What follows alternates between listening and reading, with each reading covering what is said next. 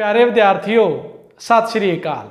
उम्मीद करता हाँ तुसी ऑनलाइन क्लासां दा पूरा लाभ उठा रहे होवोगे। चैनल नू सबसक्राइब करो अते नाल ही बैल आइकॉन नू क्लिक करके आने वाली वीडियो का नोटिफिकेशन ऑन करो। वीडियो नू लाइक अते शेयर जरूर करना है। अज असी पढ़न जा रहे हाँ लोकमत।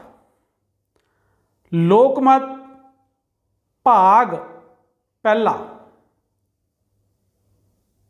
लोकमत का भाग पहला अर्थात मैं इस चैप्टर नू दो भागों के वंड के पढ़ा रहा हाँ ते अज असीं इसका पहला भाग पढ़ांगे। लोकमत लोकमत अवश्य ही जनतक स्वरूप का होना चाहिए है। लोकमत का समुचे समाज के हित विच होना जरूरी है। जेकर किसी मत नूं लोकां दे भारी बहुमत का समर्थन प्राप्त है पर उस सारे लोगों के हित विच नहीं है तो अजिहे मत नूं लोकमत नहीं मन्निया जा सकता। इसलिए इंपॉर्टेंट गल नोट कर लो कि लोकमत का सारे लोगों के हित विच होना जरूरी है। बहुमत का जिहड़ा मत समुचे समाज की भलाई विच नहीं है उसनूं लोकमत नहीं कहा जा सकता। इस दे उल्ट जेकर घट गिणती का मत समाजिक भलाई के हित विच है तो उसनूं लोकमत कहा जा सकता है। लोकमत का समाजिक भलाई के हित विच होना जरूरी है। ठीक है जी, कुछ गल्लां महत्वपूर्ण असीं फिर तो डिस्कस कर लैंदे आ। एक तो यह जनतक स्वरूप का होना चाहिए है तो दूजा समुचे समाज के हित विच होना जरूरी है। नाल ही उन्हें एग्जाम्पल दी है कि जेकर कोई मत आ जिहड़ा वो लोकां दे भारी बहुमत समर्थन प्राप्त है। भारी बहुमत की होंदा कि बहुत ज़्यादा लोग उस मत के समर्थन च है पर वो मत पूरे समाज की भलाई लिए नहीं है, किसी खास वर्ग की ਜਾਂ कुछ लोगों को जरूर छड्डदा जिन्हां दी भलाई उहदे च नहीं छुपी हुई तो वह लोकमत नहीं हो सकता गा। इहदे उल्ट ये हो सकता है कि कोई मत नूं भारी समर्थन प्राप्त ना होवे, थोड़े लोगों का समर्थन प्राप्त होवे पर वह मत होवे समुचे समाज की भलाई दे विच वह लोकमत होवेगा। गल क्लीयर होगी। हाँ ये तो ठीक है कि लोकमत वही होगा जिन्होंने काफ़ी लोग पसंद करते होंगे या काफ़ी लोगों का मत होगा, क्योंकि थोड़े जे लोगों के मत नूं जिहड़ा हैगा उहनूं असीं लोकमत नहीं कह सकते कि कुछ लोगों का तो उहदे च विश्वास होना जरूरी है, कुछ लोगों का तो मत होना जरूरी है तां वो लोकमत होएगा।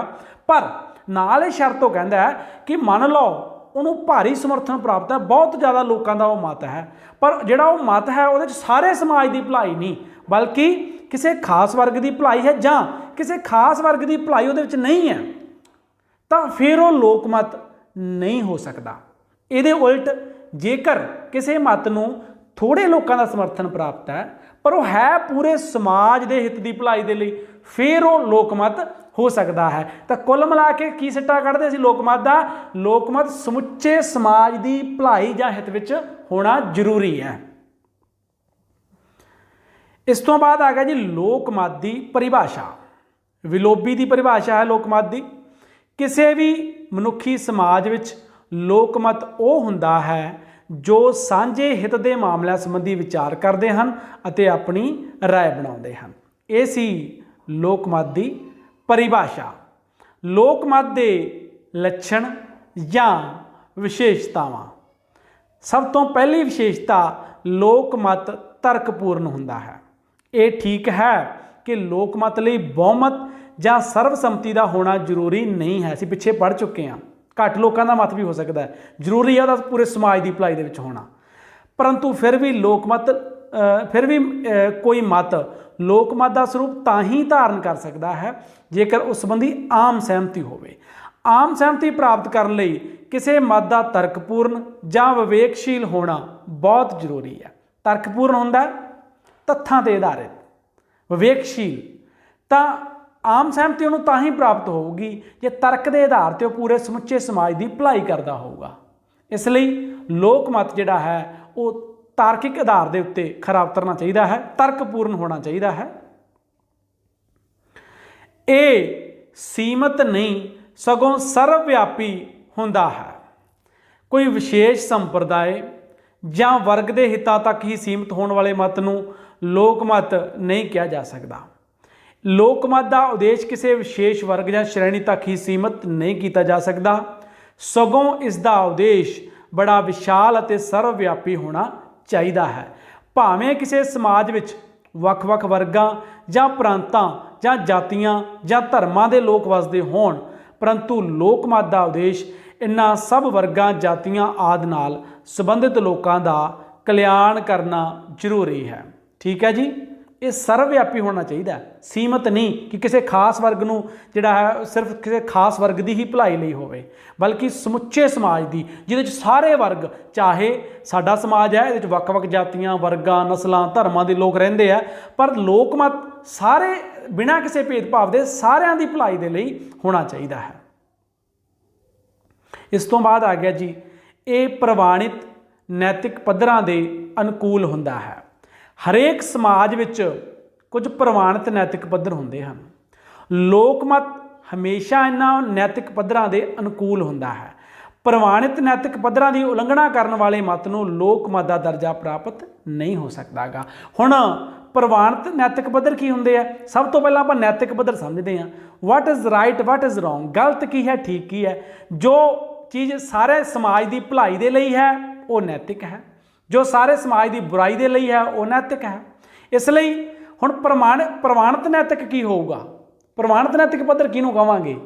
ਕਿਉਂਕਿ ਮੇਰੀ ਨੈਤਿਕਤਾ ਕਹਿੰਦੀ ਹੈ ਵੀ ਆਹ ਗੱਲ ਸਹੀ ਹੈ ਤੇ ਤੁਹਾਡੀ ਨੈਤਿਕਤਾ ਕਹਿੰਦੀ ਹੈ ਵੀ ਨਹੀਂ, ਇਹ ਗੱਲ ਗਲਤ ਹੈ।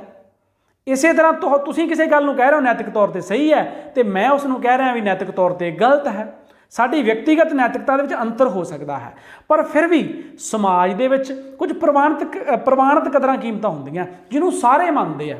ਜਿਵੇਂ ਚੋਰੀ ਕਰਨਾ ਬੁਰੀ ਗੱਲ ਹੈ, ਝੂਠ ਬੋਲਣਾ ਬੁਰੀ ਗੱਲ ਹੈ, ਲੁੱਟ ਖੋਹ ਕਰਨੀ, ਬਲਾਤਕਾਰ ਕਰਨਾ, ਕੋਈ ਅਜਿਹੀ ਘਟਨਾ ਨੂੰ ਅੰਜਾਮ ਦੇਣਾ ਉਹ ਬੁਰਾ ਹੈ, ਸਾਰਿਆਂ ਲਈ ਹੀ ਬੁਰਾ ਹੈ। ਉਹਦੇ ਲਈ ਅਸੀਂ ਇਹ ਨਹੀਂ ਕਹਿ ਸਕਦੇ ਵੀ ਚੋਰੀ ਕਰਨੀ ਮੇਰੇ ਲਈ ਚੰਗੀ ਹੈ, ਤੁਹਾਡੇ ਲਈ ਬੁਰੀ ਹੈ, ਜਾਂ ਤੁਹਾਡੇ ਲਈ ਚੰਗੀ ਹੈ, ਮੇਰੇ ਲਈ ਬੁਰੀ ਹੈ, ਕਿਉਂਕਿ ਇਹ ਤਾਂ ਸਾਰੇ ਸਮਾਜ ਲਈ ਇੱਕੋ ਜਿਹੀ ਲਾਗੂ ਹੁੰਦੀ ਹੈ। ਇਸ ਲਈ ਕੁਝ ਪ੍ਰਵਾਨਿਤ ਨੈਤਿਕ ਪੱਧਰ ਹੁੰਦੇ ਜਿਹਨੂੰ ਸਾਰਾ ਸਮਾਜ ਮੰਨਦਾ ਔਰ ਜਿਹੜੇ ਸਾਰੇ ਸਮਾਜ ਦੀ ਭਲਾਈ ਲਈ ਹੁੰਦੇ ਜਿਹਨੇ, ਜਾਂ ਸਾਰਾ ਸਮਾਜ ਨੂੰ ਚੰਗਾ ਜਾਂ ਬੁਰਾ ਇੱਕੋ ਜਿਹਾ ਹੀ ਕਹਿੰਦਾ ਹੈ। ਇਸ ਲਈ ਜਿਹੜੇ ਉਹ ਨੈਤਿਕ ਪੱਧਰ ਹੈ ਉਹਨਾਂ ਦੇ ਅਨੁਕੂਲ ਹੋਣਾ ਚਾਹੀਦਾ ਹੈ, ਕਿਉਂਕਿ ਜੇਕਰ ਕੋਈ ਚੀਜ਼ਾਂ ਮੇਰੇ ਅਨੁਸਾਰ ਨੈਤਿਕ ਨੇ, ਤੁਹਾਡੇ ਅਨੁਸਾਰ ਨਹੀਂ ਹੈ, ਤਾਂ ਅਸੀਂ ਉਹਨੂੰ ਪ੍ਰਵਾਨਿਤ ਨਹੀਂ ਕਹਿ ਸਕਦੇ, ਕਿਉਂਕਿ ਉਹਨੂੰ ਇੱਕ ਬੰਦਾ ਮੰਨ ਰਿਹਾ, ਦੂਜਾ ਨਹੀਂ ਮੰਨ ਰਿਹਾ ਹੈਗਾ। ਪਰ ਜਿਹੜਾ ਪ੍ਰਵਾਨਿਤ ਨੈਤਿਕ ਕਦਰ ਕੀਮਤ ਹੈ ਉਹਨੂੰ ਸਾਰੇ ਮੰਨ ਰਹੇ ਆ। ਇਸ ਲਈ ਜਿਹੜਾ ਲੋਕਮਤ ਹੈ ਉਹ ਪ੍ਰਵਾਨਿਤ ਨੈਤਿਕ ਕਦਰ ਕੀਮਤਾਂ ਦੇ ਅਨੁਕੂਲ ਹੋਣਾ ਚਾਹੀਦਾ ਹੈ। ਅੱਗੇ ਆ ਗਿਆ ਜੀ, ਇਹ ਕੇਵਲ ਰਾਜਨੀਤਿਕ ਸਮੱਸਿਆਵਾਂ ਤੱਕ ਹੀ ਸੀਮਤ ਨਹੀਂ ਹੁੰਦਾ।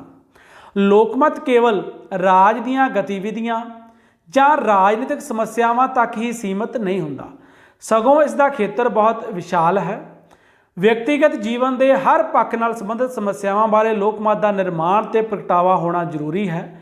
ਕਿਸੇ ਸਮਾਜ ਵਿੱਚੋਂ ਸਮਾਜਿਕ ਬੁਰਾਈਆਂ ਨੂੰ ਸਮਾਪਤ ਕਰਨ ਲਈ ਲੋਕਮਤ ਦਾ ਸੰਗਠਿਤ ਹੋਣਾ ਉਨਾ ਹੀ ਜ਼ਰੂਰੀ ਹੈ ਜਿੰਨਾ ਕਿ ਰਾਜ ਦੇ ਕਾਨੂੰਨਾਂ ਦੀ ਲੋੜ ਹੈ।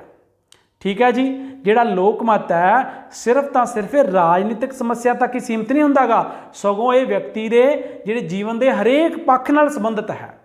ਔਰ ਹਰ ਤਰ੍ਹਾਂ ਜਿਹੜਾ ਲੋਕਮਤ ਹੈ ਉਹਦੇ 'ਚ ਸਾਰੀਆਂ ਸਮੱਸਿਆਵਾਂ ਹੀ ਆ ਜਾਂਦੀਆਂ ਹਨ, ਕਿਉਂਕਿ ਜਿੰਨਾ ਜ਼ਰੂਰੀ ਹੈ ਰਾਜਨੀਤਿਕ ਤੌਰ ਤੇ ਲੋਕਾਂ ਦਾ ਇੱਕਮਤ ਹੋਣਾ, ਓਨਾ ਹੀ ਜ਼ਰੂਰੀ ਹੈ ਕਿਸੇ ਸਮਾਜਿਕ ਬੁਰਾਈ ਨੂੰ ਖਤਮ ਕਰਨ ਦੇ ਲਈ ਲੋਕਾਂ ਦਾ ਸੰਗਠਿਤ ਹੋਣਾ। ਇਸੇ ਲਈ ਰਾਜ ਦੇ ਕਾਨੂੰਨ ਆ ਜਿਹੜੇ ਉਹ ਸਿਰਫ ਰਾਜਨੀਤਿਕ ਸਮੱਸਿਆਵਾਂ ਨਾਲ ਸੰਬੰਧਿਤ ਨਹੀਂ ਹੁੰਦੇਗੇ, ਉਹ ਵਿਅਕਤੀ ਦੇ ਜ਼ਿੰਦਗੀ ਦੇ ਹਰੇਕ ਪਹਿਲੂ ਨਾਲ ਸੰਬੰਧਿਤ ਹੁੰਦੇ ਆ। ਇਸ ਲਈ ਜਿਹੜਾ ਲੋਕਮਤ ਹੈ ਉਹ ਸਿਰਫ ਰਾਜਨੀਤਿਕ ਸਮੱਸਿਆਵਾਂ ਤੱਕ ਸੀਮਿਤ ਨਾ ਹੋ ਕੇ ਵਿਅਕਤੀ ਦੇ ਜੀਵਨ ਦੇ ਹਰੇਕ ਪੱਖ ਨਾਲ ਜਿਹੜੇ ਸੰਬੰਧਿਤ ਸਮੱਸਿਆਵਾਂ ਹੈ ਉਹਨਾਂ ਨਾਲ ਸੰਬੰਧਿਤ ਹੁੰਦਾ ਹੈ। ਇਸ ਤੋਂ ਬਾਅਦ ਆ ਗਿਆ ਜੀ, ਇਸ ਦਾ ਸਰੂਪ ਨਿਖੇਧਾਤਮਕ ਨਹੀਂ ਹੁੰਦਾਗਾ। ਮਤਲਬ ਲੋਕਮਤ ਦਾ ਸਰੂਪ ਹਮੇਸ਼ਾ ਸਕਾਰਾਤਮਕ ਹੁੰਦਾ ਹੈ, ਪੋਜ਼ਿਟਿਵ ਹੁੰਦਾ ਹੈ। ਇਸ ਦਾ ਭਾਵ ਇਹ ਹੈ ਕਿ ਲੋਕਮਤ ਸਦਾ ਹੀ ਜਨ ਕਲਿਆਣ ਦੇ ਹਿੱਤ ਵਿੱਚ ਹੁੰਦਾ ਹੈ ਅਤੇ ਸਮਾਜ ਦੇ ਕਿਸੇ ਵਰਗ ਜਾਂ ਸ਼੍ਰੇਣੀ ਨੂੰ ਵਿਸ਼ੇਸ਼ ਰੂਪ ਜਾਂ ਹਾਨੀ ਪਹੁੰਚਾਉਣ ਦਾ ਉਦੇਸ਼ ਨਹੀਂ ਰੱਖਦਾਗਾ। ਨੈਗੇਟਿਵ ਹੁੰਦਾ ਹੈ, ਕਿਸੇ ਨੂੰ ਨੁਕਸਾਨ ਪਹੁੰਚਾਉਣਾ, ਪੋਜ਼ਿਟਿਵ ਲਾਭ ਵਾਲੀ ਗੱਲ। ਤਾਂ ਜਿਹੜਾ ਲੋਕਮਤ ਹੈ, ਕੋਈ ਲੋਕਮਤ ਇਹੋ ਜਿਹਾ ਲੋਕਮਤ ਨਹੀਂ ਹੋ ਸਕਦਾ ਕਿ ਜਿਹਦੇ ਵਿੱਚ ਲੋਕ ਇਕੱਠੇ ਹੋ ਕੇ ਕਹਿਣ ਵੀ ਇਸ ਵਰਗ ਨੂੰ ਨੁਕਸਾਨ ਪਹੁੰਚਾਉਣਾ ਹੈ ਜਾਂ ਇਸ ਵਰਗ ਦਾ ਬੁਰਾ ਕਰਨਾ ਹੈ। ਮਤਲਬ ਹਮੇਸ਼ਾ ਜਨ ਕਲਿਆਣ ਹੀ ਹੋਊਗਾ, ਫਾਇਦਾ ਕਰਨਾ ਹੀ ਹੋਊਗਾ, ਲਾਭ ਪਹੁੰਚਾਉਣਾ ਹੀ ਹੋਊਗਾ। ਇਸ ਲਈ ਹਮੇਸ਼ਾ ਪੋਜ਼ਿਟਿਵ ਹੀ ਹੁੰਦਾ ਹੈ, ਨੈਗੇਟਿਵ नहीं हुंदा। ਇਹ ਸਮਾਜ ਦੇ ਕਿਸੇ ਵਰਗ ਨੂੰ ਨੁਕਸਾਨ ਨਹੀਂ ਬਲਕਿ ਫਾਇਦਾ ਪਹੁੰਚਾਉਣ ਲਈ ਹੀ ਹੋਂਦ ਵਿੱਚ ਆਉਂਦਾ ਹੈ। ਇਸ ਤੋਂ ਬਾਅਦ ਆ ਗਿਆ ਜੀ ਵਿਆਪਕ ਸਹਿਮਤੀ। ਲੋਕ ਮਤ ਦੀ ਇੱਕ ਮਹਾਨ ਵਿਸ਼ੇਸ਼ਤਾ ਹੈ ਕਿ ਇਸ ਵਿੱਚ ਆਮ ਸਹਿਮਤੀ ਹੋਣੀ ਚਾਹੀਦੀ ਹੈ। ਆਮ ਸਹਿਮਤੀ ਤੋਂ ਭਾਵ ਹੈ ਕਿ ਸਾਰੇ ਲੋਕ ਇੱਕ ਗੱਲ 'ਤੇ ਸਹਿਮਤ ਹੋਣ। ਜੇ ਸਾਰੇ ਲੋਕ ਇੱਕ ਗੱਲ ਉੱਤੇ ਸਹਿਮਤ ਨਾ ਹੋਣ ਤਾਂ ਵੱਧ ਤੋਂ ਵੱਧ ਲੋਕਾਂ ਦਾ ਇਸ ਉੱਤੇ ਸਹਿਮਤ ਹੋਣਾ ਜ਼ਰੂਰੀ ਹੈ। ਅਸੀਂ ਪਿੱਛੇ ਪੜ੍ਹਿਆ ਜ਼ਰੂਰੀ ਨਹੀਂ ਕਿ ਉਹਦੇ 'ਚ ਸਾਰੇ ਲੋਕ ਸਹਿਮਤ ਹੋਣ ਜਾਂ ਬਹੁਮਤ ਸਹਿਮਤ ਹੋਵੇ, ਬਲਕਿ ਜ਼ਰੂਰੀ ਕੀ ਹੈ ਕਿ ਉਹ ਸਮੁੱਚੇ ਸਮਾਜ ਦੀ ਭਲਾਈ ਦੇ ਵਿੱਚ ਹੋਵੇ। ਪਰ ਫਿਰ ਵੀ ਕਿਸੇ ਲੋਕ ਮਤ ਦੀ ਹੋਂਦ ਦੇ ਲਈ ਜ਼ਰੂਰੀ ਹੈ ਕਿ ਉਹਦੇ ਉੱਤੇ ਕਾਫੀ ਲੋਕਾਂ ਜਿਹੜੇ ਆ ਉਹ ਸਹਿਮਤ ਹੋਵੇ, ਤਾਂ ਹੀ ਲੋਕ ਮਤ ਜਿਹੜਾ ਹੈਗਾ ਉਹਦਾ ਨਿਰਮਾਣ ਹੋਏਗਾ ਜਾਂ ਹੋਂਦ ਵਿੱਚ ਆਏਗਾ, ਜੇ ਕੁਝ ਲੋਕ ਉਸ ਮੁੱਦੇ ਉੱਤੇ ਸਹਿਮਤ ਹੋਣਗੇ। ਪ੍ਰਸ਼ਨ ਨੰਬਰ 7ਵਾਂ ਪੁਆਇੰਟ ਆ ਗਿਆ ਜੀ ਘੱਟ ਗਿਣਤੀਆਂ ਵੱਲੋਂ ਸਵੀਕਾਰ। ਲੋਕ ਮਤ ਨੂੰ ਘੱਟ ਗਿਣਤੀਆਂ ਵੱਲੋਂ ਸਵੀਕਾਰ ਕੀਤਾ ਜਾਂਦਾ ਹੈ। ਜਿਸ ਮਤ ਰਾਹੀਂ ਘੱਟ ਗਿਣਤੀਆਂ ਨੂੰ ਨਜ਼ਰਅੰਦਾਜ਼ ਕੀਤਾ ਹੋਵੇ ਉਸ ਨੂੰ ਲੋਕ ਮਤ ਨਹੀਂ ਬਹੁਮਤ ਕਿਹਾ ਜਾਂਦਾ ਹੈ। ਹੁਣ ਲੋਕ ਮਤ ਤੇ ਬਹੁਮਤ ਦੇ ਵਿੱਚ ਪੂਰੀ ਤਰ੍ਹਾਂ ਅੰਤਰ ਆਪਾਂ ਸਪਸ਼ਟ ਕਰ ਦਿੰਦੇ ਹਾਂ ਇਸ ਪੁਆਇੰਟ ਦੇ ਉੱਤੇ। ਘੱਟ ਗਿਣਤੀਆਂ ਹੁੰਦੀਆਂ ਨੇ ਕਿਸੇ ਵੀ ਆਧਾਰ ਦੇ ਉੱਤੇ, ਜਾਤ ਦੇ ਆਧਾਰ 'ਤੇ, ਧਰਮ ਦੇ ਆਧਾਰ 'ਤੇ ਜਾਂ ਕਿਸੇ ਹੋਰ ਆਧਾਰ 'ਤੇ ਘੱਟ ਗਿਣਤੀਆਂ ਅਰਥਾਤ ਜਿਹੜੀ ਕੁੱਲ ਜਨਤਾ ਹੈ ਉਹਦੇ ਮੁਕਾਬਲੇ ਥੋੜ੍ਹੇ ਲੋਕਾਂ ਦਾ ਹੋਣਾ। ਜਿਵੇਂ ਧਰਮ ਦੇ ਆਧਾਰ 'ਤੇ ਸਿੱਖ ਘੱਟ ਗਿਣਤੀ ਹਨ ਕਿਉਂਕਿ ਸਿੱਖਾਂ ਦੀ ਪੋਪੂਲੇਸ਼ਨ ਸਿਰਫ ਭਾਰਤ ਦੇ ਵਿੱਚ 2-2.5% ਹੈ, 85% ਹਿੰਦੂ ਹਨ, ਬਾਕੀ ਹੋਰ ਜਾਤੀਆਂ ਹਨ। ਮੁਸਲਿਮ ਘੱਟ ਗਿਣਤੀ ਹਨ, ਈਸਾਈ ਘੱਟ ਗਿਣਤੀ ਹਨ। ਇਸ ਤਰ੍ਹਾਂ ਭਾਸ਼ਾ ਦੇ ਆਧਾਰ 'ਤੇ ਹਿੰਦੀ ਬਹੁ ਗਿਣਤੀ ਲੋਕਾਂ ਦੀ ਭਾਸ਼ਾ ਹੈ ਔਰ ਪੰਜਾਬੀ ਬੋਲਣ ਵਾਲੇ ਘੱਟ ਗਿਣਤੀ ਨੇ। ਇਸੇ ਤਰ੍ਹਾਂ ਜਿੰਨੀ ਬਾਕੀ ਜਿਹੜੀਆਂ ਭਾਸ਼ਾਵਾਂ ਨੇ ਉਹਨਾਂ 'ਚ ਵੀ ਬਹੁਤੀਆਂ ਭਾਸ਼ਾਵਾਂ ਜਿਹੜੀਆਂ ਨੇ ਉਹ ਘੱਟ ਗਿਣਤੀ ਲੋਕ ਬੋਲਦੇ ਨੇ, ਉਹ ਘੱਟ ਗਿਣਤੀਆਂ ਵਿੱਚ ਆ ਜਾਂਦੇ ਨੇ। ਘੱਟ ਗਿਣਤੀ ਦਾ ਆਧਾਰ ਕੋਈ ਵੀ ਹੋ ਸਕਦਾ ਹੈ। ਹੁਣ ਆਪਾਂ ਘੱਟ ਗਿਣਤੀ ਬਾਰੇ ਪੜ੍ਹ ਲਿਆ, ਹੁਣ ਲੋਕ ਮਤ 'ਚ ਇਹਨੂੰ ਕਿਵੇਂ ਆਪਾਂ ਪੜ੍ਹਦੇ ਹਾਂ ਕਿ ਲੋਕ ਮਤ ਘੱਟ ਗਿਣਤੀਆਂ, ਕਿਉਂਕਿ ਜਿਹੜੀਆਂ ਘੱਟ ਗਿਣਤੀਆਂ ਉਹ ਆਪਦੇ ਆਪ ਨੂੰ ਅਸੁਰੱਖਿਅਤ ਮਹਿਸੂਸ ਕਰਦੀਆਂ ਹਨ ਜਾਂ ਨਿਗਲੈਕਟਡ ਮਹਿਸੂਸ ਕਰਦੀਆਂ ਹਨ ਕਿਉਂਕਿ ਲੋਕਤੰਤਰ ਵਿੱਚ ਬਹੁਮਤ ਦਾ ਸ਼ਾਸਨ ਹੈ। ਤਾਂ ਜਿਹੜਾ ਲੋਕ ਮਤ ਹੈ ਉਹਦੇ ਵਿੱਚ ਇਹ ਤਾਂ ਠੀਕ ਹੈ ਕਿ ਕੁਛ ਲੋਕਾਂ ਦਾ ਮਤ ਹੋਵੇ, ਪਰ ਇਹ ਨਹੀਂ ਕਿ ਬਹੁਮਤ ਦਾ ਮਤ ਹੋਵੇ ਜਿਹੜੀ ਗੱਲ ਨੂੰ ਵੱਧ ਲੋਕ ਮੰਨਣਗੇ। ਆਪਾਂ ਪਹਿਲਾਂ ਵੀ ਵਾਰ-ਵਾਰ ਪੁਆਇੰਟ ਡਿਸਕਸ ਕਰਦੇ ਆ ਰਹੇ ਹਾਂ ਕਿ ਬਹੁਮਤ ਨਹੀਂ ਬਲਕਿ ਉਹਦੇ 'ਚ ਭਲਾਈ ਸਮੁੱਚੇ ਸਮਾਜ ਦੀ ਹੋਵੇ, ਚਾਹੇ ਉਹ ਥੋੜ੍ਹੇ ਲੋਕ ਮੰਨਦੇ ਹੋਣ। ਤਾਂ ਲੋਕ ਮਤ 'ਚ ਘੱਟ ਗਿਣਤੀ ਵੀ ਸਵੀਕਾਰ ਕਰਦੀ ਹੋਵੇ। ਜੇਕਰ ਘੱਟ ਗਿਣਤੀ ਉਸ ਗੱਲ ਨੂੰ ਸਵੀਕਾਰ ਨਹੀਂ ਕਰ ਰਹੀ, ਬਹੁਮਤ ਉਸ ਨੂੰ ਸਵੀਕਾਰ ਕਰ ਰਿਹਾ ਹੈ, ਤਾਂ ਫਿਰ ਉਹ ਬਹੁਮਤ ਹੈ, ਲੋਕ ਮਤ ਨਹੀਂ। ਬਹੁਮਤ ਨਾਲੋਂ ਇਹਦਾ ਡਿਫਰੈਂਸ ਪੜ੍ਹ ਲਓ। ਬਹੁਮਤ ਨਾਲੋਂ ਲੋਕ ਮਤ ਕਿਵੇਂ ਡਿਫਰੈਂਸ ਹੈ? ਮੰਨ ਲਓ ਬਹੁਤੇ ਲੋਕ ਕਿਸੇ ਮਤ ਦੇ ਪੱਖ ਵਿੱਚ ਹੈ, ਜਿਹੜੀਆਂ ਘੱਟ ਗਿਣਤੀਆਂ ਥੋੜ੍ਹੇ ਲੋਕ ਹੈ ਉਹ ਉਹਦੇ ਵਿਰੁੱਧ ਹੈ, ਤਾਂ ਫਿਰ ਉਹ ਲੋਕ ਮਤ ਨਹੀਂ ਖਵਾ ਸਕਦਾ, ਉਹ ਬਹੁਮਤ ਹੈ। ਲੋਕ ਮਤ ਕਿਉਂ ਨਹੀਂ ਖਵਾ ਸਕਦਾ? ਕਿਉਂਕਿ ਉਹ ਸਾਰੇ ਸਮਾਜ ਦੀ ਭਲਾਈ ਲਈ ਨਹੀਂ, ਉਹ ਬਹੁਮਤ ਦੀ ਭਲਾਈ ਦੇ ਲਈ ਹੈ। ਜਿਹੜੀਆਂ ਘੱਟ ਗਿਣਤੀਆਂ ਉਹਨਾਂ ਦੀ ਭਲਾਈ ਦੇ ਲਈ ਉਹ ਨਹੀਂ ਹੈ, ਇਸ ਲਈ ਉਹ ਲੋਕ ਮਤ ਨਹੀਂ, ਉਹ ਬਹੁਮਤ ਹੈ। ਲੋਕ ਮਤ ਲਈ ਕੀ ਜ਼ਰੂਰੀ ਹੈ ਕਿ ਉਹ ਸਾਰਿਆਂ ਲਈ ਭਲਾਈ ਲਾ ਹੋਵੇ, ਬਹੁਮਤ ਵਾਲੇ ਲੋਕਾਂ ਦੀ ਵੀ ਤੇ ਘੱਟ ਗਿਣਤੀਆਂ ਦੀ ਵੀ, ਫਿਰ ਅਸੀਂ ਉਸ ਨੂੰ ਲੋਕ ਮਤ ਕਹਿ ਸਕਦੇ ਹਾਂ। ਇਸ ਤੋਂ ਬਾਅਦ ਇਹ ਸੀ ਜੀ ਲੋਕ ਮਤ ਦੀਆਂ ਦੇ ਲੱਛਣ ਜਾਂ ਵਿਸ਼ੇਸ਼ਤਾਵਾਂ। ਹੁਣ ਅਸੀਂ ਪੜ੍ਹਾਂਗੇ ਲੋਕ ਮਤ ਦੇ ਨਿਰਮਾਣ ਅਤੇ ਪ੍ਰਗਟਾਵੇ ਦੇ ਸਾਧਨ, ਅਰਥਾਤ ਲੋਕ ਮਤ ਨੂੰ ਪ੍ਰਗਟ ਕਿਵੇਂ ਕਰਦੇ। ਹੁਣ ਲੋਕਾਂ ਦਾ ਮਤ ਹੈ, ਲੋਕਾਂ ਦਾ ਮਤ ਸਾਨੂੰ ਪਤਾ ਕਿਵੇਂ ਲੱਗੂ? ਲੋਕ ਪ੍ਰਗਟਾਵਾ ਕਿਵੇਂ ਕਰਨਗੇ ਉਹਦਾ? ਲੋਕਾਂ ਦਾ ਮਤ ਦਾ ਨਿਰਮਾਣ ਕਿਵੇਂ ਹੋਊਗਾ? ਲੋਕਾਂ ਦੇ ਮਤ ਬਣਦੇ ਕਿਵੇਂ ਹੈ? ਸਾਡਾ ਕੋਈ ਵਿਚਾਰ ਕਿਵੇਂ ਬਣਦਾ? ਅਸੀਂ ਕਿਸੇ ਖਾਸ ਵਿਚਾਰ ਦੇ ਪੱਖ ਵਿੱਚ ਕਿਵੇਂ ਖੜ ਜਾਂਦੇ ਹਾਂ ਤੇ ਦੂਜੇ ਵਿਚਾਰ ਦੇ ਵਿਰੁੱਧ ਖੜ ਜਾਂਦੇ ਹਾਂ। ਆਮ ਜਦੋਂ ਤੁਸੀਂ ਸੁਣਿਆ ਜਾਂ ਦੇਖਿਆ ਹੋਊਗਾ ਘਰਾਂ ਦੇ ਵਿੱਚ ਵੀ, ਜਾਂ ਆਪਾਂ ਪਰਿਵਾਰਾਂ 'ਚ ਇਕੱਠੇ ਹੁੰਦੇ ਹਾਂ, ਜਾਂ ਪਿੰਡਾਂ ਸ਼ਹਿਰਾਂ 'ਚ ਬਾਹਰ ਜਦੋਂ ਦੋਸਤ ਮਿੱਤਰ ਜਾਂ ਫੈਮਿਲੀ ਸਾਡੇ ਗੈਦਰਿੰਗਸ ਹੁੰਦੀ ਹੈ ਤਾਂ ਅਸੀਂ ਕਿਸੇ ਗੱਲ ਦੀ ਵਿਰੋਧਤਾ ਕਰਦੇ ਹਾਂ। ਕੁਛ ਲੋਕ ਉਹਦੇ ਪੱਖ 'ਚ ਹੁੰਦੇ ਆ, ਚਾਹੇ ਕਿਸੇ ਰਾਜਨੀਤਿਕ ਪਾਰਟੀ ਦੀ ਗੱਲ ਹੈ, ਚਾਹੇ ਕਿਸੇ ਮੁੱਦੇ ਦੀ ਗੱਲ ਹੈ, ਕੋਈ ਇਸ਼ੂ ਦੀ ਡਿਸਕਸ਼ਨ ਹੋ ਰਹੀ ਹੈ, ਤਾਂ ਤੁਸੀਂ ਆਮ ਹੀ ਇਹ ਬਹਿਸ ਹੁੰਦੀ ਦੇਖੀ ਹੋਏਗੀ ਕਿ ਕੁਛ ਲੋਕ ਉਸ ਦੇ ਪੱਖ 'ਚ ਹੁੰਦੇ ਆ ਉਸ ਮਤ ਦੇ ਤੇ ਕੁਛ ਲੋਕ ਉਸ ਚੀਜ਼ ਦੇ ਵਿਰੁੱਧ ਹੁੰਦੇ ਆ। ਤਾਂ ਇੱਥੋਂ ਸਾਡਾ ਲੋਕ ਮਤ ਜਿਹੜਾ ਹੈਗਾ ਉਹ ਪ੍ਰਗਟ ਹੁੰਦਾ ਹੈਗਾ। ਤਾਂ ਹੁਣ ਆਪਾਂ ਪੁਆਇੰਟ ਪੜ੍ਹਾਂਗੇ ਜਿਹੜਾ ਲੋਕ ਮਤ ਹੈ ਇਹ ਨਿਰਮਾਣ ਕਿਵੇਂ ਹੁੰਦਾ ਹੈ ਤੇ ਨਾਲ ਹੀ ਪ੍ਰਗਟਾਵਾ ਕਿਵੇਂ ਹੁੰਦਾ ਇਹਦਾ, ਕਿਉਂਕਿ ਲੋਕ ਮਤ ਸਰਕਾਰਾਂ ਤੱਕ ਜਾਂ ਸਾਂਝੇ ਪਲੇਟਫਾਰਮ ਤੇ ਆਊਗਾ ਤਾਂ ਪਤਾ ਲੱਗੂ ਤਾਂ ਲੋਕ ਕਿਹੜੇ ਸਾਧਨਾਂ ਰਾਹੀਂ ਉਹਨੂੰ ਪ੍ਰਗਟ ਕਰਦੇ ਆ ਤੇ ਲੋਕਾਂ ਦੇ ਲੋਕ ਮਤ ਦਾ ਨਿਰਮਾਣ ਹੁੰਦਾ ਕਿਵੇਂ ਹੈ। ਕਿਉਂਕਿ ਅਸੀਂ ਜਦੋਂ ਕਿਸੇ ਵਿਚਾਰ ਦੇ ਪੱਖ ਜਾਂ ਵਿਪੱਖ 'ਚ ਖੜਦੇ ਹਾਂ ਤਾਂ ਸਾਡੇ ਮਨ 'ਚ ਅਸੀਂ ਕੁਝ ਨਾ ਕੁਝ ਸੁਣਦੇ ਹਾਂ, मान लो किसी टीवी ते असी खबर सुनी है, कोई विचार डिस्कशन सुनी है किसी बुद्धिजीवी की, किसी व्यक्ति की, एंकर की, अखबार पढ़िया, कोई स्टोरी पढ़ी है, तुसी कोई अध्यापक की गल सुनी है, या थोड़े दोस्तों मित्रों कोई डिस्कशन हुई सी, या तुसी किसी वड्डे नूं सुनिया है, तो तुसी उस विचार के पक्ष जां विपक्ष च अपने विचार दिंदे हो जां अपनी सोच बनाउंदे हो। तो इसलिए ये चीज़ां लोकमत किवें उहदा निर्माण हुंदा है ते इहनूं प्रगटाया किवें जांदा है। सब तो पहला पॉइंट आ गया जी जनतक सभावां। हरेक लोकतंत्री देश विच शासक दल ਅਤੇ ਵਿਰੋਧੀ ਦਲ ਜਨਤਕ ਸਭਾਵਾਂ ਕਰਦੇ ਹਨ। ਤੁਸੀਂ ਸੁਣਿਆ ਹੋਣਾ ਪਾਰਟੀਆਂ ਰੈਲੀਆਂ ਕਰਦੀਆਂ, ਜਨਤਕ ਸਭਾਵਾਂ ਕਰਦੀਆਂ, ਕਿਸੇ ਪੋਲੀਟੀਕਲ ਲੀਡਰ ਨੂੰ ਬੁਲਾਇਆ ਜਾਂਦਾ ਔਰ ਉਹਦੇ ਸਪੋਰਟਰ ਜਿਹੜੇ ਹੈਗੇ ਕੁਝ ਲੋਕਾਂ ਦਾ ਇਕੱਠ ਕਰਦੇ ਆ, ਉਹ ਸੰਬੋਧਨ ਕਰਦਾ ਹੈ ਤੇ ਲੋਕਾਂ ਦੀਆਂ ਗੱਲਾਂ ਸੁਣਦਾ ਹੈ। ਇਹਨੂੰ ਅਸੀਂ ਜਨਤਕ ਸਭਾਵਾਂ ਕਹਿ ਦਿੰਦੇ ਹਾਂ, ਜਿਨ੍ਹਾਂ ਵਿੱਚ ਰਾਜਨੀਤਿਕ ਦਲਾਂ ਦੇ ਉੱਘੇ ਨੇਤਾ ਆਪਣੇ ਵਿਚਾਰਾਂ ਦੁਆਰਾ ਆਪਣੇ ਦਲਾਂ ਦੀਆਂ ਨੀਤੀਆਂ ਦੀ ਸਪਸ਼ਟ ਵਿਆਖਿਆ ਕਰਦੇ ਹਨ। ਵਿਰੋਧੀ ਦਲ शासक दल ਦੀਆਂ ਨੀਤੀਆਂ ਦੀ ਆਲੋਚਨਾ ਅਤੇ ਆਪਣੇ ਕਾਰਜਕ੍ਰਮ ਦੀ ਸ਼ਲਾਘਾ ਕਰਦੇ ਹਨ। ਸ਼ਾਸਕ ਦਲ ਵੀ ਲੋਕਮਤ ਨੂੰ ਆਪਣੇ ਪੱਖ ਵਿੱਚ ਕਰਨ ਲਈ ਜਨਤਕ ਸਭਾਵਾਂ ਦਾ ਪ੍ਰਬੰਧ ਕਰਦੇ ਹਨ। ਇਹ ਤੁਸੀਂ ਆਮ ਦੇਖਿਆ ਹੋਵੇਗਾ ਕਿ ਉਹ ਦੂਜੀ ਪਾਰਟੀ ਦੀਆਂ ਨੀਤੀਆਂ ਨੂੰ ਨਿੰਦਦੇ ਹਨ ਅਤੇ ਆਪਣੀ ਪਾਰਟੀ ਦੀਆਂ ਨੀਤੀਆਂ ਨੂੰ ਸਲਾਹੁੰਦੇ ਹਨ। ਜਿਹੜੇ ਉੱਘੇ ਰਾਜਨੀਤਿਕ ਨੇਤਾ ਨੇ ਇਸ ਤਰ੍ਹਾਂ ਜਨਤਕ ਸਭਾਵਾਂ ਦੇ ਵਿੱਚ ਔਰ ਲੋਕਾਂ ਦੇ ਵਿਚਾਰਾਂ ਨੂੰ ਪ੍ਰਭਾਵਿਤ ਕਰਦੇ ਇਸ ਤਰੀਕੇ ਦੇ ਨਾਲ, ਫਿਰ ਉਹਨਾਂ ਤੋਂ ਸੁਣ ਕੇ ਲੋਕ ਆਪਣਾ ਵਿਚਾਰ ਬਣਾਉਂਦੇ ਆ, ਉਸ ਪਾਰਟੀ ਦੇ ਪੱਖ ਵਿੱਚ ਜਾਂ ਵਿਰੋਧ ਵਿੱਚ ਖੜੇ ਹੁੰਦੇ ਆ। इस तो बाद आ गया जी प्रैस ਅਤੇ ਬਿਜਲਈ ਦੇ ਸੰਚਾਰ ਸਾਧਨ। ਲੋਕਮਤ ਦੀ ਉਸਾਰੀ ਤੇ ਪ੍ਰਗਟਾਵੇ ਲਈ ਪ੍ਰੈਸ ਇੱਕ ਮਹੱਤਵਪੂਰਨ ਸਾਧਨ ਹੈ। ਜੇਕਰ ਪ੍ਰੈਸ ਸੁਤੰਤਰ, ਨਿਰਪੱਖ ਅਤੇ ਇਮਾਨਦਾਰ ਨਹੀਂ ਹੈ ਤਾਂ ਕਦੇ ਵੀ ਨਿਰਪੱਖ ਅਤੇ ਪ੍ਰਭਾਵਸ਼ਾਲੀ ਲੋਕਮਤ ਦਾ ਨਿਰਮਾਣ ਨਹੀਂ ਹੋ ਸਕਦਾ। ਇਸ ਲਈ ਇਹਨਾਂ ਸਾਧਨਾਂ ਦੀ ਸੁਤੰਤਰਤਾ ਨੂੰ ਯਕੀਨੀ ਬਣਾਉਣਾ ਬਹੁਤ ਹੀ ਜ਼ਰੂਰੀ ਹੈ। ਆਕਾਸ਼ਵਾਣੀ ਅਤੇ ਦੂਰਦਰਸ਼ਨ ਸੰਚਾਰ ਦੇ ਮਹੱਤਵਪੂਰਨ ਬਿਜਲਈ ਸਾਧਨ ਹਨ। ਇਹ ਕੱਢ ਦਿਓ। ਇਸ ਤੋਂ ਇਲਾਵਾ ਅਜੋਕੇ ਯੁੱਗ ਵਿੱਚ ਇੰਟਰਨੈਟ ਅਤੇ ਕੰਪਿਊਟਰ ਅਤੇ ਹੋਰ ਸੋਸ਼ਲ ਨੈਟਵਰਕਿੰਗ ਸਾਈਟ ਵੀ ਸੰਚਾਰ ਦੇ ਮਹੱਤਵਪੂਰਨ ਸਾਧਨ ਹਨ। ਦੂਜਾ ਜਿਹੜਾ ਸਾਧਨ ਹੈ ਉਹ ਪ੍ਰੈਸ ਅਤੇ ਬਿਜਲਈ ਦੇ ਸੰਚਾਰ ਸਾਧਨ, ਜਿਹੜੇ ਲੋਕਮਤ ਦਾ ਨਿਰਮਾਣ ਵੀ ਕਰਦੇ ਆ ਤੇ ਪ੍ਰਗਟਾਵਾ ਵੀ। ਅਸੀਂ ਉਹਨਾਂ ਲੋਕਾਂ ਦੇ ਵੱਖ-ਵੱਖ ਵਿਚਾਰਾਂ ਨੂੰ ਪੜ੍ਹ ਕੇ ਆਪਣਾ ਲੋਕਮਤ, ਆਪਣਾ ਮਤ ਵੀ ਬਣਾਉਂਦੇ ਹਾਂ ਕਿਸੇ ਗੱਲ ਦੇ ਪੱਖ ਜਾਂ ਵਿਪੱਖ ਦੇ ਵਿੱਚ, ਅਤੇ ਨਾਲ ਹੀ ਜੇ ਕੋਈ ਸਾਡੇ ਮਨ 'ਚ ਗੱਲ ਆਉਂਦੀ ਹੈ ਤਾਂ ਅਸੀਂ ਉਹਨੂੰ ਪ੍ਰਗਟ ਵੀ ਕਰਦੇ ਹਾਂ। ਤਾਂ ਇਹ ਇੱਕ ਮਹੱਤਵਪੂਰਨ ਸਾਧਨ ਹੈ। ਤੇ ਨਾਲ ਹੀ ਉਹ ਕਹਿੰਦਾ ਵੀ ਪ੍ਰੈਸ ਸੁਤੰਤਰ, ਨਿਰਪੱਖ ਤੇ ਇਮਾਨਦਾਰ ਹੋਣੀ ਚਾਹੀਦੀ ਹੈ। ਹੁਣ ਜੇ ਉਹ ਸੁਤੰਤਰ ਨਹੀਂ, ਉਹ ਕਿਸੇ ਵਿਅਕਤੀ, ਸੰਸਥਾ ਜਾਂ ਪਾਰਟੀ ਦੇ ਦਬਾਅ 'ਚ ਹੈ, ਤਾਂ ਫਿਰ ਉਹ ਕੀ ਕੰਮ ਕਰੂਗੀ? ਉਹ ਉਸ ਪਾਰਟੀ ਦੇ ਪੱਖ 'ਚ ਹੀ ਭੁਗਤੂਗੀ। ਇਸ ਲਈ ਜੇ ਸੁਤੰਤਰ ਹੋਊਗੀ, ਉਹਦੇ 'ਤੇ ਕੋਈ ਦਬਾਅ ਨਹੀਂ ਹੋਊਗਾ, ਤਾਂ ਫਿਰ ਉਹ ਕਿਸੇ ਦੇ ਪੱਖ 'ਚ ਨਹੀਂ ਭੁਗਤੂਗੀ, ਬਲਕਿ ਉਹ ਸਹੀ ਗੱਲ ਕਰੂਗੀ। ਇਹਦੇ ਨਾਲ ਲੋਕਾਂ ਦੇ ਵਿੱਚ ਸਹੀ ਲੋਕਮਤ ਜਿਹੜਾ ਉਹ ਵਿਕਸਿਤ ਹੋਵੇਗਾ। ਇਸ ਲਈ ਜ਼ਰੂਰੀ ਹੈ ਜਿਹੜੇ ਪ੍ਰੈਸ ਦੇ ਸਾਧਨ ਇਹਨਾਂ ਦਾ ਨਿਰਪੱਖ ਹੋਣਾ, ਜਿਹਦੀ ਆਪਣੇ ਦੇਸ਼ ਦੇ ਵਿੱਚ ਅਣਹੋਂਦ ਪਾਈ ਜਾਂਦੀ ਹੈ, ਕਿਉਂਕਿ ਬਹੁਤ ਸਾਰੀਆਂ ਰਾਜਨੀਤਿਕ ਪਾਰਟੀਆਂ ਜਿਹੜੀਆਂ ਫੰਡਿੰਗ ਕਰਦੀਆਂ ਨੇ ਨਿਊਜ਼ਪੇਪਰ ਨੂੰ, ਟੀਵੀ ਚੈਨਲਾਂ ਨੂੰ ਜਾਂ ਹੋਰ ਨਿਊਜ਼ ਏਜੰਸੀਆਂ ਨੂੰ।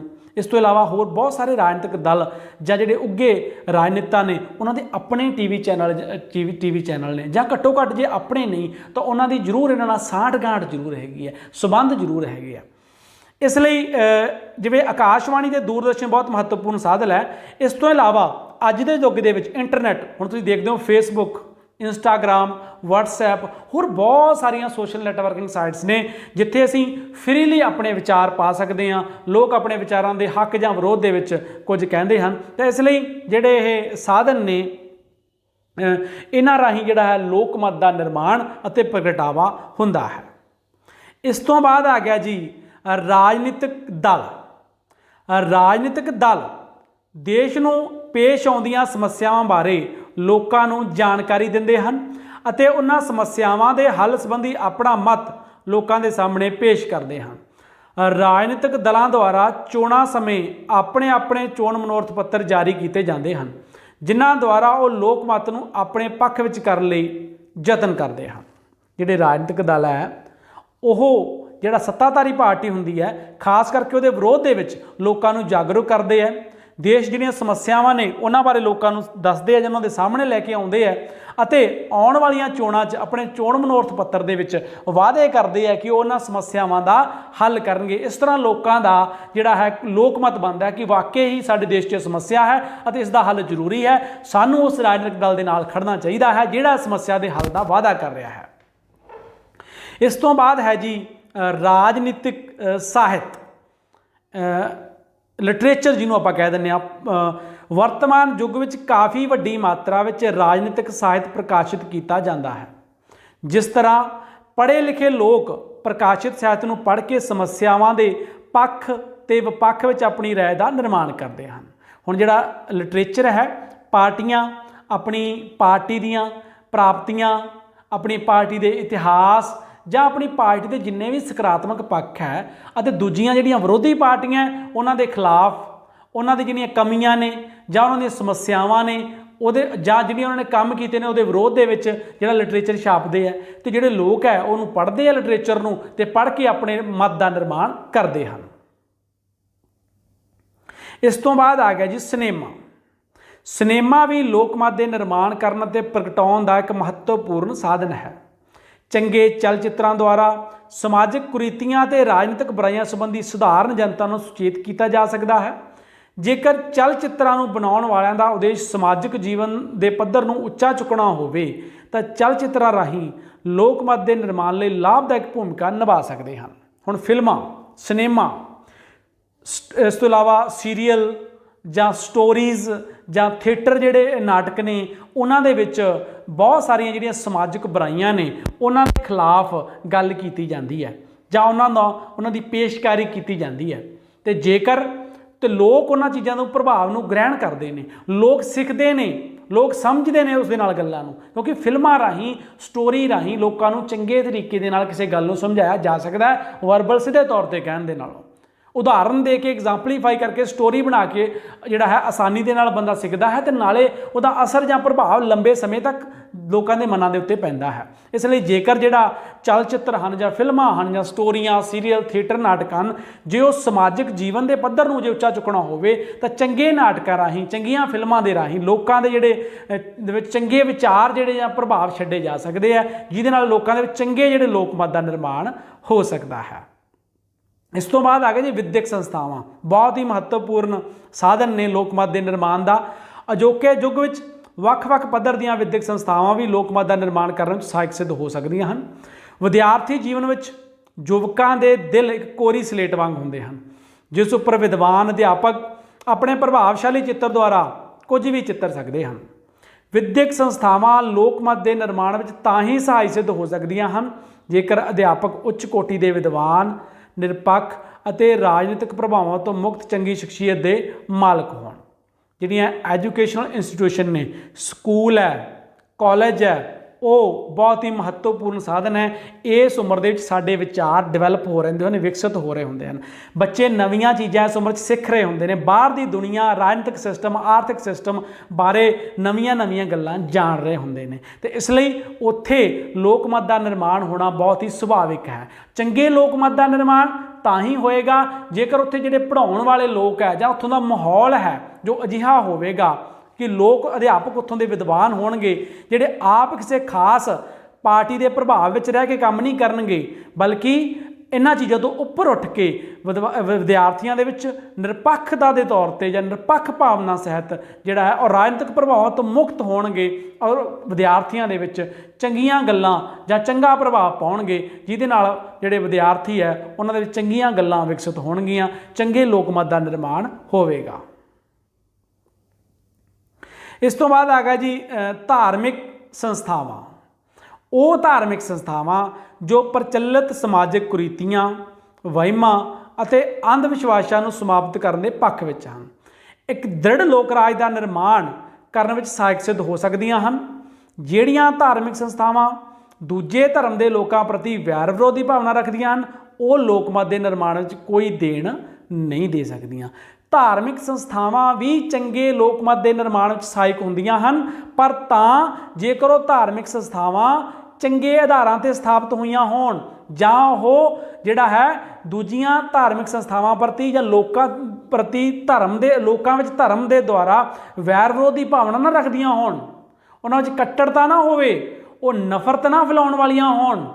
ਜੇਕਰ ਨਫ਼ਰਤ ਫੈਲਾਉਣ ਵਾਲੀਆਂ, ਝਗੜੇ ਕਰਵਾਉਣ ਵਾਲੀਆਂ ਜਾਂ ਬੁਰੀਆਂ ਭਾਵਨਾਵਾਂ ਵਾਲੀਆਂ ਹੋਣਗੀਆਂ ਤਾਂ ਫਿਰ ਕੀ ਹੋਏਗਾ? ਚੰਗੇ ਲੋਕ ਮਤ ਦਾ ਨਿਰਮਾਣ ਨਹੀਂ ਹੋਏਗਾ। ਇਸ ਲਈ ਜਿਹੜੀਆਂ ਚੰਗੀਆਂ ਧਾਰਮਿਕ ਸੰਸਥਾਵਾਂ ਨੇ, ਜਿਹੜੀਆਂ ਲੋਕਾਂ ਨੂੰ ਸਮਾਜਿਕ ਕੁਰੀਤੀਆਂ, ਵਹਿਮਾਂ, ਅੰਧ ਵਿਸ਼ਵਾਸਾਂ ਤੋਂ ਮੁਕਤ ਕਰਦੀਆਂ ਨੇ, ਅਜਿਹੀਆਂ ਜਿਹੜੀਆਂ ਧਾਰਮਿਕ ਸੰਸਥਾਵਾਂ ਨੇ ਉਹ ਨਾਗਰਿਕਾਂ ਦੇ ਵਿੱਚ ਚੰਗੇ ਲੋਕ ਮਤ ਦਾ ਨਿਰਮਾਣ ਕਰਨ ਵਿੱਚ ਸਹਾਇਕ ਹੁੰਦੀਆਂ ਹਨ। अगली स्लाइड ते जाने जी, चोणां इलैक्शन। निश्चित समय तो बाद लोकतंत्री देशों के चोणां होंदियां। लोकतंत्री देशों में चोणां भी लोकमत का निर्माण करन अते प्रगटाउण का एक महत्वपूर्ण साधन हैं। चोणां की मिति तो पहला राजनीतिक दल अपनियां नीतियां अते विरोधी दल दीयां ऊणताइयां का जोरदार प्रचार करते हैं। राजनीतिक सहायत आम लोगों में वंडिया जाता है। ਵੱਡੇ ਵੱਡੇ ਜਲੂਸਾਂ ਤੇ ਸਮਾਗਮਾਂ ਦੁਆਰਾ ਲੋਕਮਤ ਨੂੰ ਪ੍ਰਭਾਵਿਤ ਕਰਨ ਦੇ ਯਤਨ ਕੀਤੇ ਜਾਂਦੇ ਹਨ, ਪਰ ਚੋਣਾਂ ਲੋਕਮਤ ਦੇ ਨਿਰਮਾਣ ਲਈ ਤਾਂ ਹੀ ਸਹਾਇਕ ਸਿੱਧ ਹੋ ਸਕਦੀਆਂ ਹਨ ਜੇਕਰ ਇਹ ਸਵੱਛ ਅਤੇ ਸੁਤੰਤਰ ਹੋਣ। ਜੇਕਰ ਜਿਹੜੀਆਂ ਚੋਣਾਂ ਨੇ, ਚੋਣਾਂ ਤੋਂ ਪਹਿਲਾਂ ਤੁਸੀਂ ਦੇਖਿਆ ਹੋਇਆ ਕਿ ਸਰਗਰਮੀ ਵੱਧ ਜਾਂਦੀ ਹੈ, ਰਾਜਨੀਤਿਕ ਰੈਲੀਆਂ ਵੱਧ ਜਾਂਦੀਆਂ, ਲੀਡਰਾਂ ਦਾ, ਸਾਡੇ ਰਾਜਨੇਤਾਵਾਂ ਦਾ ਆਮ ਜਿਹੜਾ ਹੈ ਜਨਤਕ ਸਭਾਵਾਂ ਕਰਨੀਆਂ, ਲੋਕਾਂ ਨੂੰ ਮਿਲਣਾ ਉਹ ਵੱਧ ਜਾਂਦਾ ਹੈ। ਚੋਣ ਪ੍ਰਚਾਰ ਕੀਤਾ ਜਾਂਦਾ ਹੈ, ਰੈਲੀਆਂ, ਟੀਵੀ, ਰੇਡੀਓ, ਅਖਬਾਰਾਂ ਦੇ ਵਿੱਚ ਉਹਨਾਂ ਦੀ ਬਿਆਨਬਾਜ਼ੀ, ਪ੍ਰਚਾਰ ਵੱਧ ਜਾਂਦਾ ਹੈ। ਉਹਦੇ ਨਾਲ ਕੀ ਹੁੰਦਾ ਹੈ ਕਿ ਲੋਕਾਂ ਦੇ ਵਿੱਚ ਲੋਕ ਮਤ ਜਿਹੜਾ ਹੈ ਉਹ ਵਿਕਸਿਤ ਹੁੰਦਾ ਹੈ ਔਰ ਇੱਕ ਦੂਜੇ ਜਿਹੜੀ ਪਾਰਟੀ ਹੈ ਉਹਦੀਆਂ ਊਣਤਾਈਆਂ ਕੀਤੀਆਂ, ਜਿਹੜੀਆਂ ਊਣਤਾਈਆਂ ਨੇ ਉਹਨਾਂ ਨੂੰ ਲੋਕਾਂ ਸਾਹਮਣੇ ਪੇਸ਼ ਕੀਤਾ ਜਾਂਦਾ ਹੈ। ਇੱਕ ਦਲ ਦੂਜੇ ਦਲਾਂ ਦੇ ਵਿਰੋਧ ਦੇ ਵਿੱਚ ਜਿਹੜੀਆਂ ਜਾਂ ਉਹਨਾਂ ਦੀ ਕਮੀਆਂ ਨੇ ਜਾਂ ਊਣਤਾਈਆਂ ਨੇ ਉਹਨਾਂ ਨੂੰ ਲੋਕਾਂ ਸਾਹਮਣੇ ਰੱਖਦਾ ਹੈ ਤੇ ਆਪਣੇ ਦਲ ਦੀਆਂ ਚੰਗੀਆਂ ਗੱਲਾਂ ਨੂੰ ਲੋਕਾਂ ਸਾਹਮਣੇ ਰੱਖਦਾ ਹੈ। ਇਹਦੇ ਨਾਲ ਜਿਹੜਾ ਹੈ ਲੋਕਮਤ ਦੇ ਨਿਰਮਾਣ ਦੇ ਵਿੱਚ ਜਿਹੜਾ ਹੈ ਯੋਗਦਾਨ ਪੈਂਦਾ ਹੈ ਜਾਂ ਲੋਕਾਂ ਦੇ ਮਨਾਂ ਦੇ ਵਿੱਚ ਪ੍ਰਭਾਵ ਉਹਨਾਂ ਗੱਲਾਂ ਦਾ ਪੈਂਦਾ ਹੈ। ਪਰ ਜਿਹੜਾ ਚੰਗਾ ਲੋਕਮਤ ਹੈ ਉਹਦਾ ਨਿਰਮਾਣ ਤਾਂ ਹੀ ਹੋ ਸਕਦਾ ਜੇਕਰ ਜਿਹੜੀਆਂ ਚੋਣਾਂ ਨੇ ਉਹ ਸਵੱਛ ਹੋਣ ਅਤੇ ਬਹੁਤ ਸਾਰੀਆਂ ਬੁਰਾਈਆਂ ਜਿਹੜੀਆਂ ਅੱਜ ਸਾਡੇ ਸਮਾਜ ਦੇ ਵਿੱਚ ਫੈਲੀਆਂ ਹੋਈਆਂ ਨੇ, ਨਸ਼ੇ ਅਤੇ ਪੈਸੇ ਦੇ ਜ਼ੋਰ ਦੇ ਉੱਤੇ ਜਿਹੜੀਆਂ ਚੋਣਾਂ ਦਾ ਪ੍ਰਭਾਵ, ਚੋਣਾਂ ਦੇ ਵਿੱਚ ਜਿਹੜਾ ਪੈਸੇ ਦਾ ਤੇ ਨਸ਼ੇ ਦਾ ਪ੍ਰਭਾਵ ਦੇਖਣ ਨੂੰ ਮਿਲਦਾ ਹੈ, ਤਾਂ ਉਹ ਜੇਕਰ ਘੱਟ ਹੋਏਗਾ ਤਾਂ ਹੀ ਚੰਗੇ ਲੋਕਮਤ ਦਾ ਨਿਰਮਾਣ ਸੰਭਵ ਹੋ ਸਕੇਗਾ। ਇਸ ਤੋਂ ਬਾਅਦ ਆ ਗਿਆ ਜੀ ਵਿਧਾਨ ਮੰਡਲ। ਵਿਧਾਨ ਮੰਡਲ ਵਿੱਚ ਜਨਤਾ ਦੁਆਰਾ ਚੁਣੇ ਹੋਏ ਪ੍ਰਤੀਨਿਧੀ ਹੁੰਦੇ ਹਨ, ਜਿਸ ਕਾਰਨ ਵਿਧਾਨ ਮੰਡਲ ਨੂੰ ਲੋਕਮਤ ਦਾ ਦਰਪਣ ਕਿਹਾ ਜਾਂਦਾ ਹੈ। ਲੋਕਮਤ ਦਾ ਦਰਪਣ ਕਿਉਂ? ਕਿਉਂਕਿ ਹੁਣ ਅਪ੍ਰਤੱਖ ਜਿਹੜਾ ਹੈਗਾ ਪ੍ਰਤੀਨਿਧੀ ਲੋਕਤੰਤਰ ਚੱਲਦਾ ਹੈ ਕਿ ਲੋਕ ਸਿੱਧੇ ਤੌਰ ਤੇ ਰਾਜ ਪ੍ਰਬੰਧ ਦੇ ਕੰਮਾਂ 'ਚ ਹਿੱਸਾ ਨਹੀਂ ਲੈਂਦੇਗੇ। ਕੀ ਕਰਦੇ ਆ, ਉਹ ਆਪਣੇ ਇਲਾਕੇ 'ਚੋਂ ਆਪਣਾ ਪ੍ਰਤੀਨਿਧੀ ਚੁਣਦੇ ਆ। ਉਹ ਚੁਣਿਆ ਹੋਇਆ ਪ੍ਰਤੀਨਿਧੀ ਉਹਨਾਂ ਨੂੰ ਵਿਧਾਨ ਮੰਡਲ ਜਾ ਕੇ ਜਿਹੜੀ ਹੈ ਉਹਦੀ ਪ੍ਰਤੀਨਿਧਤਾ ਕਰਦਾ ਹੈ। ਤਾਂ ਇਸ ਲਈ ਜਿਹੜੇ ਜਿੰਨੇ ਵੀ ਵਿਧਾਇਕ ਹੁੰਦੇ ਨੇ, ਜਿਹੜੇ ਵਿਧਾਨ ਮੰਡਲ ਦੇ ਮੈਂਬਰ ਹੁੰਦੇ ਆ, ਉਹ ਲੋਕਮਤ ਦਾ ਦਰਪਣ ਹੁੰਦੇ ਆ ਕਿਉਂਕਿ ਉਹ ਲੋਕਾਂ ਦੁਆਰਾ ਚੁਣ ਕੇ ਆਏ ਹੁੰਦੇ ਆ ਤੇ ਲੋਕਾਂ ਨੇ ਉਹਨਾਂ ਨੂੰ ਤਾਂ ਚੁਣਿਆ ਹੁੰਦਾ ਹੈ ਕਿਉਂਕਿ ਉਸ ਵਿਅਕਤੀ ਦੇ ਜਾਂ ਜਿਸ ਰਾਜਨੀਤਿਕ ਦਲ ਨਾਲ ਉਹ ਸੰਬੰਧ ਰੱਖਦਾ ਹੈ ਉਸ ਦਲ ਦੇ ਜਿਹੜੇ ਵਿਚਾਰ ਨੇ ਉਹ ਲੋਕਮਤ ਦੇ ਅਨੁਸਾਰ ਨੇ।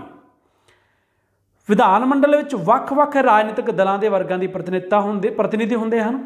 ਹਰ ਸਮੱਸਿਆ ਸੰਬੰਧੀ ਵੱਖ-ਵੱਖ ਦ੍ਰਿਸ਼ਟੀਕੋਣਾਂ ਤੋਂ ਵਿਚਾਰ ਪ੍ਰਗਟਾਏ ਜਾਂਦੇ ਹਨ ਅਤੇ ਇਹ ਵਿਚਾਰ ਦੈਨਿਕ ਅਖਬਾਰਾਂ ਦੁਆਰਾ ਸਧਾਰਨ ਜਨਤਾ ਤੱਕ ਪਹੁੰਚਦੇ ਹਨ। ਵਿਧਾਨ ਮੰਡਲ ਵਿੱਚ ਮੈਂਬਰਾਂ ਨੂੰ ਬੋਲਣ ਦੀ ਪੂਰਨ ਸੁਤੰਤਰਤਾ ਹੁੰਦੀ ਹੈ, ਇਸ ਲਈ ਜਨਤਾ ਦੇ ਪ੍ਰਤੀਨਿਧੀ ਨਿਡਰਤਾ ਸਹਿਤ ਦਿਲ ਖੋਲ੍ਹ ਕੇ ਵਿਚਾਰ ਪ੍ਰਗਟਾਉਂਦੇ ਹਨ। ਇਸ ਤਰ੍ਹਾਂ ਵਿਧਾਨ ਮੰਡਲ ਕਾਫੀ ਹੱਦ ਤੱਕ ਲੋਕਮਤ ਦੇ ਨਿਰਮਾਣ ਕਰਨ ਅਤੇ ਪ੍ਰਗਟਾਉਣ ਦਾ ਇੱਕ ਮਹੱਤਵਪੂਰਨ ਸਾਧਨ ਹੁੰਦਾ ਹੈ। ਹਾਂਜੀ, ਇਹ ਸੀ ਸਾਡਾ ਅੱਜ ਦਾ ਟੌਪਿਕ ਜਿਹਦੇ ਵਿੱਚ ਅਸੀਂ ਲੋਕਮਤ ਦਾ ਅਰਥ, ਪਰਿਭਾਸ਼ਾ, ਲੋਕਮਤ ਦੇ ਲੱਛਣ ਅਤੇ ਵਿਸ਼ੇਸ਼ਤਾਵਾਂ ਅਤੇ ਲੋਕਮਤ ਦੇ ਨਿਰਮਾਣ ਅਤੇ ਪ੍ਰਗਟਾਵੇ ਦੇ ਸਾਧਨ ਬਾਰੇ ਪੜ੍ਹਿਆ। ਉਮੀਦ ਹੈ ਅੱਜ ਦਾ ਲੈਕਚਰ ਤੁਹਾਨੂੰ ਪਸੰਦ ਆਇਆ ਹੋਵੇਗਾ, ਤੁਸੀਂ ਗ੍ਰਹਿਣ ਕੀਤਾ ਹੋਵੇਗਾ, ਸਿੱਖਿਆ ਹੋਵੇਗਾ, ਸਮਝਿਆ ਹੋਵੇਗਾ। ਚੈਨਲ ਨੂੰ ਸਬਸਕ੍ਰਾਈਬ ਕਰਨਾ ਹੈ, ਨਾਲ ਹੀ ਵੀਡੀਓ ਨੂੰ ਲਾਈਕ ਅਤੇ ਸ਼ੇਅਰ ਜ਼ਰੂਰ ਕਰਨਾ ਹੈ। ਧੰਨਵਾਦ, ਸ਼ੁਕਰੀਆ।